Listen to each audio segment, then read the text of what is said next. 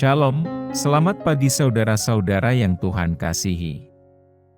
Pada pagi hari ini, kita akan belajar firman Tuhan, namun sebelum kita memulai renungan pagi ini, mari terlebih dahulu kita berdoa. Bapa yang baik, Bapa pengasih di dalam kerajaan sorga, pada pagi ini kami rindu mendengarkan firman-Mu. Biarlah kiranya firman ini bisa menjadi berkat untuk kami yang mendengarkan. Berkati kami dalam aktivitas kami hari ini, kiranya Tuhan Yesus beserta dengan kami. Berkati kami dalam setiap pergumulan kami, agar kami bisa melewatinya dengan tuntunan Roh Kudus. Inilah yang menjadi doa dan permohonan kami, karena kami berdoa hanya di dalam nama Tuhan Yesus Kristus. Amin. Saudaraku yang Tuhan Yesus kasihi, pembacaan firman Tuhan pada pagi ini tertulis dalam Filipi 3, ayat 13 dan 14. Demikian firman Tuhan. Saudara-saudara, aku sendiri tidak menganggap bahwa aku telah menangkapnya, tetapi ini yang kulakukan, aku melupakan apa yang telah di belakangku, dan mengarahkan diri kepada apa yang di hadapanku, dan berlari-lari kepada tujuan untuk memperoleh hadiah, yaitu panggilan sorgawi dari Allah dalam Kristus Yesus.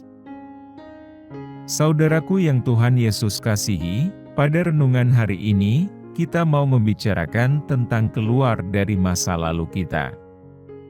Beberapa dari kita mungkin memiliki masa lalu yang pahit, seperti ditinggal oleh orang tua, ditinggal oleh kekasih, gagal dalam pekerjaan, gagal dalam berumah tangga, kehilangan anak, dan lain-lain. Tentu masa lalu seperti ini bukanlah sesuatu yang ringan, dan dapat dilupakan begitu saja. Namun, kita memiliki pilihan untuk meninggalkannya di belakang kita, atau terus mencoba berlari dengan membawanya bersama dengan kita.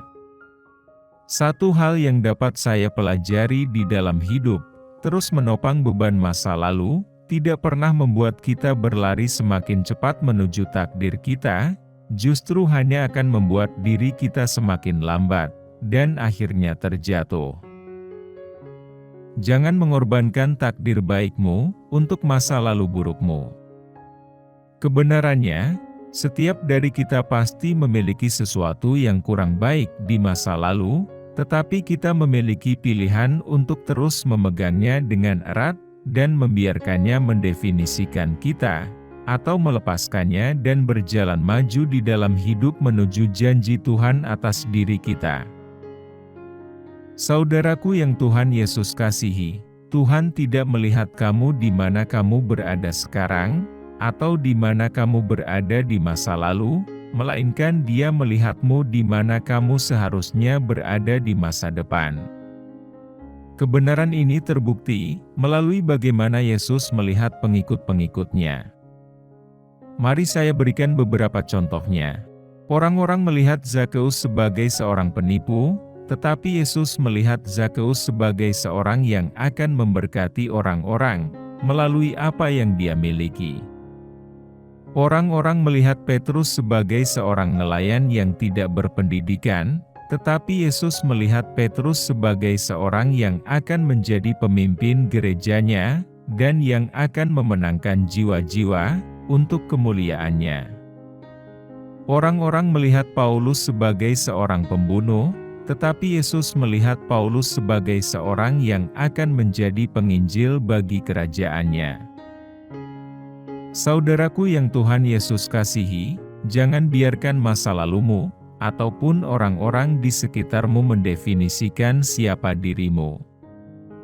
Tetapi biarkanlah Tuhan yang mendefinisikan siapa dirimu. Tuhan mengatakan bahwa kamu adalah anaknya yang Dia kasihi, dan Dia mengatakan bahwa Dia memiliki rancangan bagimu.